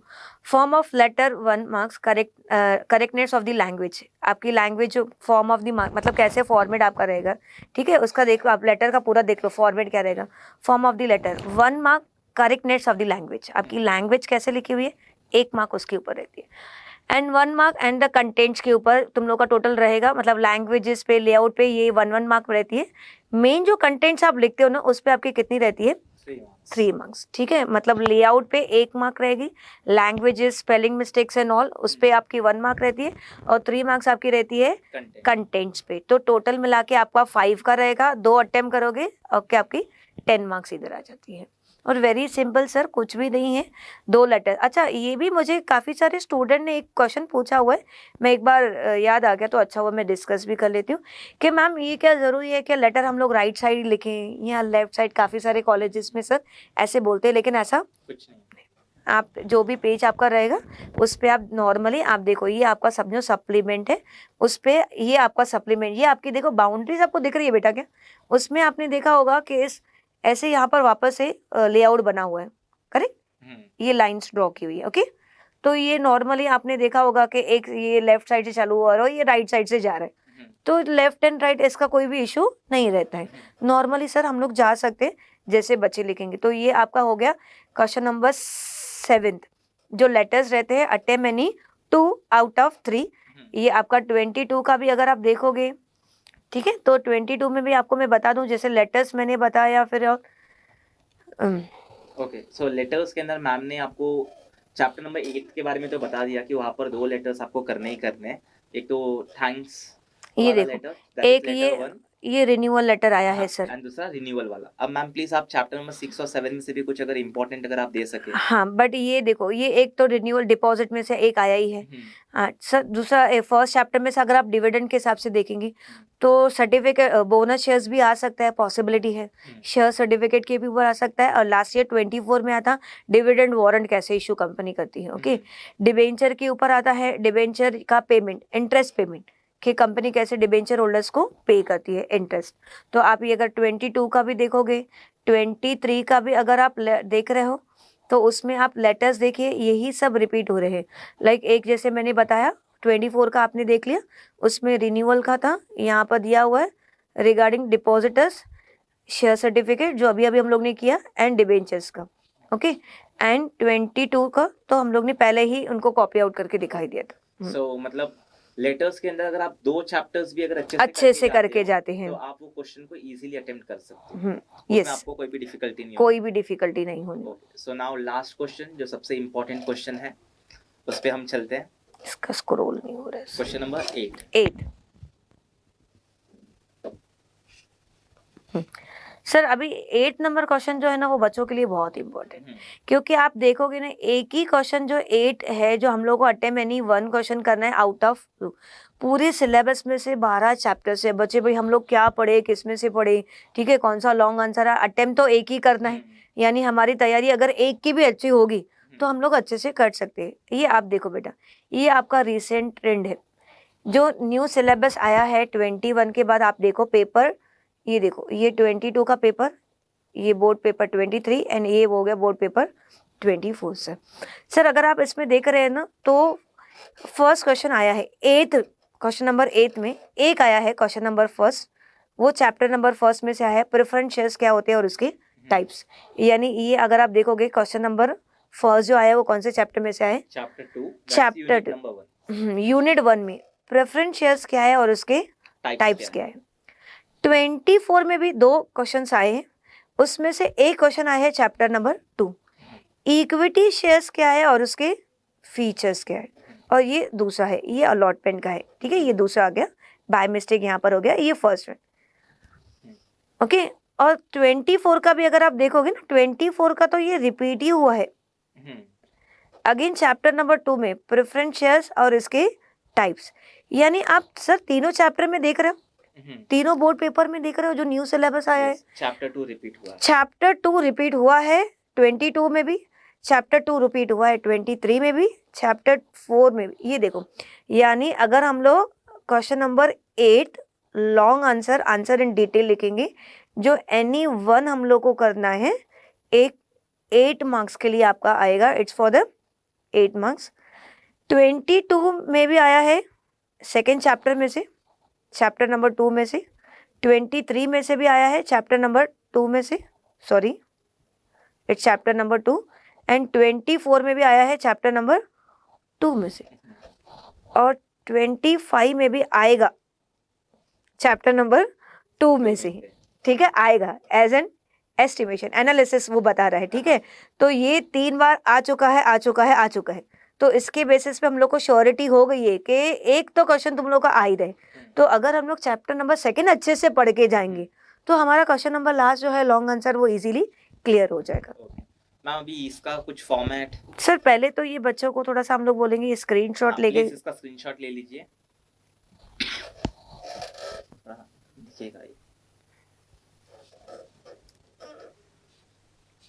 एंड एनी हाउ मैम ने तो आपको स्टार्टिंग में ही बोला है कि यूनिट 1 और यूनिट 2 तो आपको करना ही है।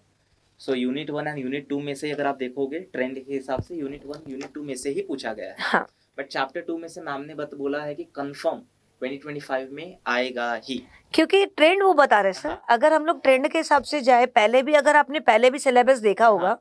जो कोविड के पहले हाँ, भी था, उसमें उसमें भी यही चैप्टर्स रिपीट हो रहा था, ठीक है। इक्विटी एंड प्रेफरेंस शेयर्स, ऐसा है कि dear equity and preference shares तो अच्छे से पढ़ के ही जाओ, क्योंकि यही एक अकेला क्वेश्चन है जो एग्जाम में आएगा ही आएगा, कहाँ ना कहाँ तो कवर हो रहा है। यहाँ आप देख रहे हो लॉन्ग आंसर में आ रहे हैं, यहाँ आप देख रहे हो डिस्टिंग्विश में आ रहा है, मतलब ये एक क्वेश्चन ऐसा है कि आपका कवर हो रहा है। जैसे अगर हम लोग ने इकोनॉमिक्स में देखा था कि डिमांड में से आता ही है, तो वैसा यहाँ पर इक्विटी एंड प्रेफरेंस शेयर्स है, तो शेयर्स में से आता ही है सर, वो ट्रेंड बता रहा है। ऐसे मैं अपने हिसाब से, अपने एक्सपीरियंस के हिसाब से तो बोल ही रही हूँ, लेकिन सामने प्रूव भी कर दिया कि ये देखो है।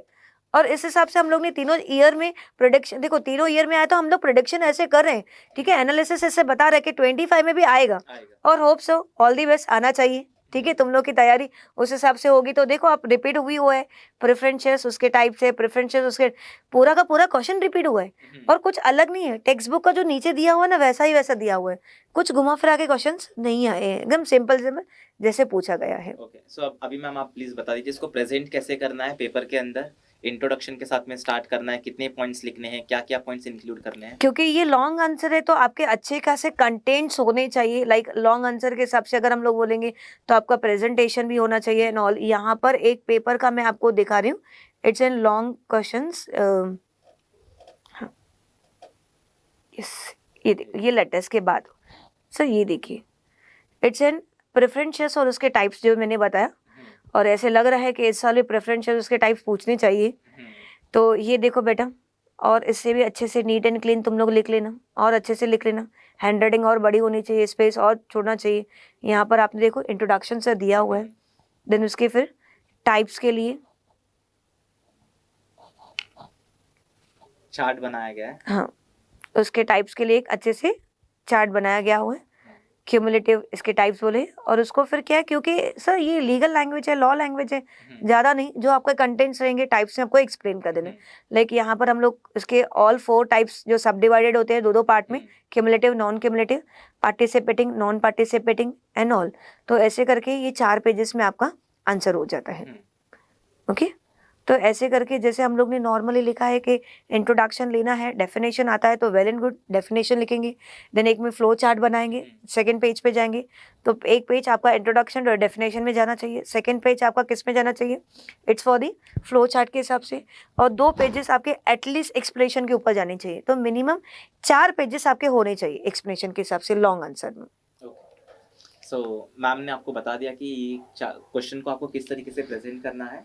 अब सबसे इम्पोर्टेंट क्वेश्चन कि हमें एग्जाम के अंदर कौन से सीक्वेंस के अंदर क्वेश्चंस अटेम्प्ट करने हैं मैम, प्लीज उसके ऊपर थोड़ा, जैसे क्वेश्चन नंबर 1 ऑब्जेक्टिव्स पहले अटेम्प्ट करेंगे, उसके बाद में कौन से क्वेश्चंस पे जाना है मुझे? सर ऐसा कुछ भी नहीं होता है, ये बच्चों को ऐसे लगता है कि अगर हम लोग सीक्वेंस के हिसाब से जाएंगे तो ही हमको मार्क्स मिलेगी।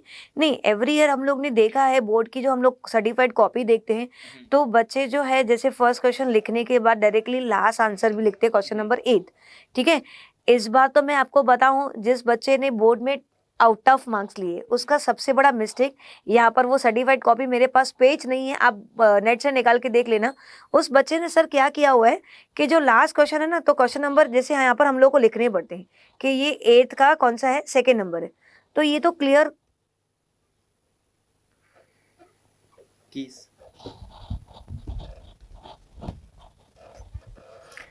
ये तो आपको लिखना ही है कि क्वेश्चन नंबर 8 का A1 है कि 2 है, ये तो आपको क्लियर करना है। अब उस बच्चे ने पता है सर क्या किया है, यहाँ पर क्वेश्चन नंबर 7 लिख लिया था, दिस इज इन कॉपी में लिखा हुआ है, सर्टिफाइड कॉपी में, बट फिर भी ऐसा नहीं है कि बोर्ड वाले तुम लोग की मार्क्स वो देखते हैं। ठीक है, तो ये आप स्लीप मिस्टेक करना ही नहीं, वो बाय लक उसका ऐसे करेक्ट हो गया, लेकिन आप ये मिस्टेक मत करना। आप देखो जैसे आपको आपकी प्रैक्टिस है वैसे जाओ। आपको ऐसे लग रहा है क्वेश्चन नंबर फर्स्ट के बाद सेकेंड, थर्ड, फोर्थ, फिफ्थ हम लोग को जाना है, कर सकते हैं। काफ़ी सारे बच्चे ऐसे करते हैं, ट्रेंड मैंने देखा हुआ है कि फर्स्ट क्वेश्चन ऑब्जेक्टिव्स लिखते हैं, फिर डायरेक्टली आते हैं long answer. That means question number 8 मतलब फर्स्ट और 8 हो गया। फर्स्ट क्वेश्चन कितने मार्क्स से हमारा हो गया, 20 मार्क्स। क्वेश्चन नंबर लास्ट हमारा कितने मार्क्स का हो गया, 8 मार्क्स। हाँ, तो इतना तो उनका कंप्लीट हो गया, तो उनको लगता है कि मेजर हमारा ये कंप्लीट हो गया। उसके हिसाब से अगर हम लोग जाएंगे तो question number 2, question number 3, 4 and 5 जैसे हम लोग को जाना है। तो आप सीक्वेंस के हिसाब से भी, ऑर्डर के हिसाब से भी जा सकते हैं। ठीक है, अगर आप ऑर्डर के हिसाब से नहीं जा रहे हो, इन केस अगर आपको ऐसे लग रहा है तो यहाँ पर अच्छे से मेंशन कर देना, जो मार्जिन दिया है उसमें क्वेश्चन नंबर कौन सा है, लाइक क्वेश्चन नंबर 2 है तो उसका कौन सा पॉइंट है ना, एक ही बार लिख लेना, एक ही बार, 10 बार नहीं लिखना, इधर भी लिखा फिर इधर भी लिखा फिर नीचे भी लिखा, ये पैनिक खुद भी नहीं हो, टीचर को भी सामने वाले को कंफ्यूज नहीं करो, एक ही बार लिख लो। ठीक है, और हो सके तो यहाँ पर क्वेश्चन भी लिख लो, लाइक यहाँ पर देखो दिया हुआ है provision for the issue of debentures. ठीक है, तो अगर ऐसे लॉन्ग आंसर में हम लोग ने मेंशन कर भी है तो ज़्यादा बेटर है सर, ऐसा है। तो ऐसा कुछ नहीं है, ज़रूरी हार्ड एंड फास्ट रूल नहीं है कि हम लोग ऑर्डर के हिसाब से जाएंगे, ऑर्डर के हिसाब से भी जा सकते हैं तो भी आउट ऑफ आती है, 100 आउट ऑफ 100 भी आती है।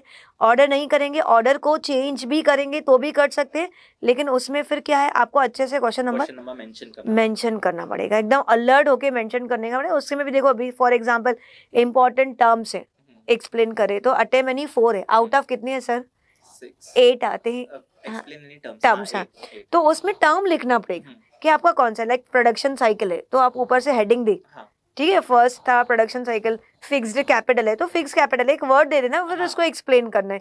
तो ऐसा है कि आप अपनी तरफ से क्लियर रहो तो सामने वाला भी क्लियर चेक करेगा आपका पेपर। ऐसा कोई भी पॉइंट मत करो कि आपको कंफ्यूजन हो तो सामने वालों को भी कंफ्यूजन हो, मार्क्स में फिर थोड़ी सी गड़बड़ हो जाएगी, ऐसा है करके। सो मैम ने क्वेश्चन नंबर 1 से लेके क्वेश्चन नंबर 8 तक हमने डिस्कस किया। सेकेंडली मैम ने आपको ये भी बताया कि क्वेश्चन नंबर 8 को किस तरीके से हैंडल करना है, एंड लास्टली अभी हमने डिस्कस किया कि आप कौन से भी फ्लो के अंदर या फिर सीक्वेंस के अंदर आप पेपर को अटेम्प्ट कर सकते हो, कर सकते हैं, कोई रूल नहीं सर। ऐसे लास्ट ईयर 24 का जो बच्चा टॉपर है ना, उसने ऑर्डर को चेंज किया है, यस, उसने ऑर्डर को चेंज किया है, वो ऐसी ऑर्डर के हिसाब से गया है। क्वेश्चन नंबर फर्स्ट लिखने के बाद 8 लिखा है, फिर उसके बाद वो ऑर्डर में गया है, सेकंड, थर्ड एंड ऑल। तो बच्चे ऑर्डर चेंज करते हैं, कर सकते हैं, लेकिन क्वेश्चन जैसे हम लोग ने बताया उसको ध्यान से मेंशन करना है। तो एनीथिंग एल्स सर, आपके हिसाब से कुछ बच्चों को कुछ ऐसे एसपी में डाउट हो? एसपी में मैम एक बार आप टाइम मैनेजमेंट पे थोड़ा सा डिस्कशन कर लीजिए सर। सेम टाइम मैनेजमेंट के हिसाब से हम लोग जाएंगे, जब जैसे हम लोग ने इको में किया था वैसे ही। वैसे तो सभी थियरी सब्जेक्ट में वही टाइम मैनेजमेंट होता है कि ऑब्जेक्टिव्स हमारे रहते हैं। तो एक सेकंड, हम लोग यहाँ एसपी का paper is not that lengthy also sir. 15 minutes पहले पेपर पूरा होगा अगर लोग टाइम मैनेजमेंट के। लेटर्स इनके लिए ऐसा है ना कि वो वरदान है इनके लिए, उधर टाइम बच जाता है, क्योंकि आप देखेंगे सर तो लेटर उनको 2 ही अटेम्प्ट करना है, 10 मार्क्स में है, और लेटर हार्डली 5 to 6 मिनट्स में कंप्लीट हो जाता है, और हम लोग टाइम मैनेजमेंट उनको 20 मिनट्स देते हैं। तो 20 एंड 20 कितने हो जाते हैं 40, जबकि इनके लेटर 20-25 मिनट्स में हार्ड 25 मिनट्स में होंगे, कंप्लीट हो जाता है। तो 15 मिनट सर उनके पेपर बच जाता है। जहां तक मेरा ऐसे प्रेडिक्शन है, आप जब पेपर लिखोगे, अभी मेरे वर्ड्स को ये याद रखना, आपका अगर टाइम मैनेजमेंट के हिसाब से जा रहे हो, अच्छे से पढ़ाई किया और आप टॉपर हो, तो आपका 15 मिनट पेपर में बचना चाहिए। और मेरे ये वर्ड्स को याद रखना, बचेगा 15 मिनट्स में। तो simple strategy time management Same. का है। ऑब्जेक्टिव्स के लिए आपको 20 मिनट्स लेना है, बाकी जितने भी आपके मार्क्स हैं उनको डबल करना है, एंड Double. 2-3 मिनट्स आप एडिशनल Additional. सकते हो फॉर लाइक आप ये इकोनॉमिक्स का जो हम लोग ने टाइम मैनेजमेंट किया था, वैसी ही स्ट्रैटेजीज को हम लोग सर फॉलो कर सकते हैं, सेम स्ट्रैटेजी फॉलो करेंगे। लाइक क्वेश्चन नंबर फर्स्ट अगर हम लोग लिखेंगे तो इट्स एन ऑब्जेक्टिव, सेम वही 20 मार्क्स का है, तो 20 मार्क्स का है तो 20 मिनट्स देना है। सेकेंड क्वेश्चन जैसे हम लोग ने लिखा था, इधर ही मैं पेपर पैटर्न के हिसाब से अगर जाऊं उधर ही लिख लेती हूँ सर, वो बेटर रहेगा, क्योंकि फिर इसमें बच्चे स्क्रीनशॉट भी ले लेंगे तो उनको समझ में भी आ जाएगा। इस बेटा आपने स्टार्टिंग में ये सब चाहिए तो आप स्क्रीनशॉट में ले लेना जब आप वीडियो देखोगे, ठीक है। तो जो आपको इसमें से लग रहा है कि हम लोग को ये लिखना है या फिर रेफरेंस पॉइंट ऑफ व्यू के हिसाब से इम्पॉर्टेंट है, ये सर देखिए ये डिस्टिंग्विश भी देखो आगे ऐसे दिए, इसमें 6 पॉइंट्स लिखा है विद हेडिंग के साथ, इसमें भी 6 पॉइंट्स लिखा है विद हेडिंग के साथ, लगभग सब में 6 पॉइंट्स ही लिखा हुआ है।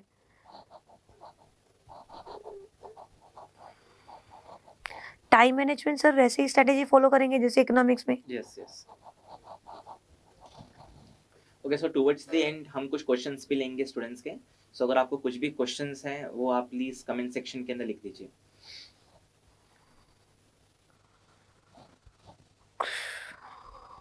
नहीं हो रहा। यस, यहाँ पर अगर आप देखेंगे सीयर इट्स क्वेश्चन नंबर फर्स्ट जो 20 मार्क्स का है, तो हम लोग ने यहाँ पर 20 मिनट्स में कंप्लीट कर देंगे। ओके, फर्स्ट क्वेश्चन इधर मैं लिख रही हूँ, क्वेश्चन नंबर फर्स्ट 20 मार्क्स, और इसका टाइम मैनेजमेंट हो जाएगा 20 मिनट्स विथ रीडिंग के साथ, आपका Yes. पेपर रीडिंग करोगे and all. Again question number 2, ये कितने मार्क्स का है बेटा, it's for 8 marks, correct, 8 marks का है। टर्म्स बताना है तुम लोग को, तो इसका अगर मिनट्स देखेंगे तो 8 को हम लोग क्या करेंगे, एक एक को अगर हम डबल कर लेते हैं, 16 हाँ 16 मतलब 20 मिनट्स सेफर साइड से। ईच टर्म जो है ना वो आपका 5 मिनट्स में कंप्लीट होना चाहिए, ठीक है। 5 मिनट्स में एक टर्म कंप्लीट होगा सर, तो इनको 4 अटेम्प्ट करना है, टोटल मिला के इनके हो गए 20 मिनट्स, ठीक है। अगेन थर्ड क्वेश्चन जो तुम लोग का है केस स्टडीज का है, जो जल्दी कंप्लीट होना चाहिए, फिर भी हम लोग तुम लोग को यहाँ पर ऑप्शन दे रहे हैं अच्छा खासा। 3 आपको केस स्टडी 2 अटेम्प्ट करना है, each carrying 3 marks, total 6 marks. 6 marks का, 6 का कितना डबल हो जाता है बेटा 12, तो यहाँ पर मैं 15 मिनट्स आपको बोल रही हूँ। Okay, this 20 minutes 20 minutes 15 minutes है। अगेन आता है क्वेश्चन नंबर 4, क्वेश्चन नंबर 4 जो तुम लोग का रहेगा, हाँ कितने मार्क्स का है, डिस्टिंग्विश 3, ओके 3 डिस्टिंग्विश अटेम्प्ट करने, ईच करिंग 4 मार्क्स, 12 मार्क्स का रहेगा, ठीक है। तो 12 को अगर हम लोग डबल कर लेते हैं सर 24, 30 मिनट्स हम लोग लिख रहे हैं, दैट मीन्स ईच डिस्टिंग्विश, ये क्वेश्चन नंबर 4 का है, okay. That means each distinguish जो रहेगा, डिफरेंसेस जो आपका रहेगा वो 10 मिनट्स में कंप्लीट होना चाहिए, okay. Then again question number 5, answer in brief, any 2 आपको अटेम्प्ट करना है, ईच कैरिंग 4 मार्क्स, तो 4 को अगर हम लोग डबल करते हैं तो 8 मतलब 10 मिनट्स के लिए। तो यहाँ पर तुम लोग का क्वेश्चन नंबर 5, ओके, आपको कितने अटेम्प्ट करने हैं, 2, 20 मिनट्स में, एक 10 मिनट में कंप्लीट होना चाहिए, ओके। और क्वेश्चन नंबर 6 सेम फॉलो करेंगे, उसमें भी जस्टिफाई है, एनी 2 20 मिनट्स में हम लोग कंप्लीट करेंगे। क्वेश्चन नंबर 7 लेटर्स है, एनी 3 लेटर है, 30 मिनट्स में आपको कंप्लीट करना है। और लास्ट वन जो लॉन्ग आंसर है, इट फॉर द 8 मार्क्स 16 मतलब 20 मिनट्स। सर ऐसे अगर हम लोग कैलकुलेट करते हैं तो लास्ट में इनके 10 मिनट्स बच जाते हैं, और इवन लेटर्स में से भी इनको 5-10 मिनट्स में, मतलब एज ए एक्सपेक्टेड कि 15 मिनट्स पहले इनका पेपर कंप्लीट हो जाएगा, एज पर टाइम मैनेजमेंट के हिसाब से भी, क्योंकि एसपी में इतना टाइम नहीं जाता है। yes. तो ये भी आप चाहो तो एक स्क्रीनशॉट ले सकते हो ले टाइम मैनेजमेंट का।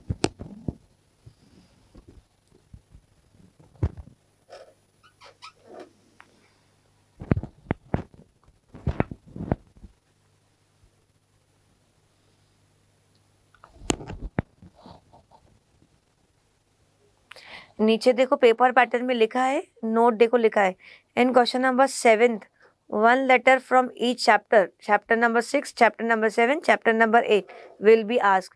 जो हम लोग ने डिस्कस किया है एवरीथिंग फॉर्मेट के हिसाब से एज इट इज लिखा हुआ है, कुछ अलग नहीं है। सिर्फ अभी तुम लोग को समझना है। देखो पहले आपको सब्जेक्ट पता था, आज इस लेक्चर के बाद तुम लोग को डायरेक्शन भी मिल गया, ठीक है। तो डायरेक्शन के हिसाब से अगर आप जाओगे, टाइम मैनेजमेंट मिल गया, वेटेज मिल गया, और क्या चाहिए तुम लोग को। ये देखो ये आपके पेपर की डायरेक्शन यहाँ पर मैंने लिखी हुई है, see the direction.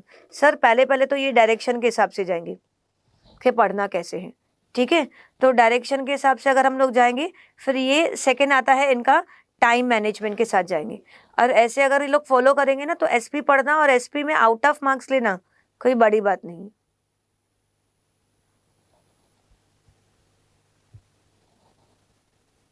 We would like to conclude now. Like जैसे मैम ने आपको डिस्कस किया क्वेश्चन नंबर 1 से क्वेश्चन नंबर 8 तक हम आए। क्वेश्चन नंबर 1 के अंदर कौन से एक्सेप्टेड लाइक कौन से पूछे जा सकते हैं क्वेश्चंस, और उनका एक डायरेक्शन भी बता दिया हम लोग ने, the flow chart and all. हाँ। एंड वेटेज के ऊपर भी हमने डिस्कशन किया, प्रेजेंटेशन के ऊपर भी डिस्कस किया, एंड टाइम मैनेजमेंट के ऊपर भी डिस्कशन किया। सो आपको ये सारी बातों का ध्यान रखना है जब भी आप पेपर लिखोगे एग्जामिनेशन के अंदर। एंड उससे पहले जब आप प्रिपेयर करोगे, जैसे मैम ने आपको बताया द डायरेक्शन और the flow of the chapters, you will be starting from chapter number 1, chapter number 2, बाद में सेकंड यूनिट पे जब आप जाओगे 3rd, 4th and 5th, that will be the same sequence जो आपके टेक्स्ट बुक के अंदर दिया है। उसके अलावा like out of the box आपको कुछ भी सोचना नहीं है। जैसे मैम ने आपको गाइड किया है, सेम वही सारे स्ट्रेटेजीज को आप लोगों को इम्प्लीमेंट करना है while studying as well as while attempting the paper in your exams. Yes. So ma'am आप कुछ बोलना चाहोगे? नहीं, बस all the best all of you. All the best and do well. हाँ, प्रिपरेशन अपनी अच्छी करो और आउट ऑफ मार्क्स लेने चाहिए। Yes dear, thank you. Thank you so much. Thank you all of you.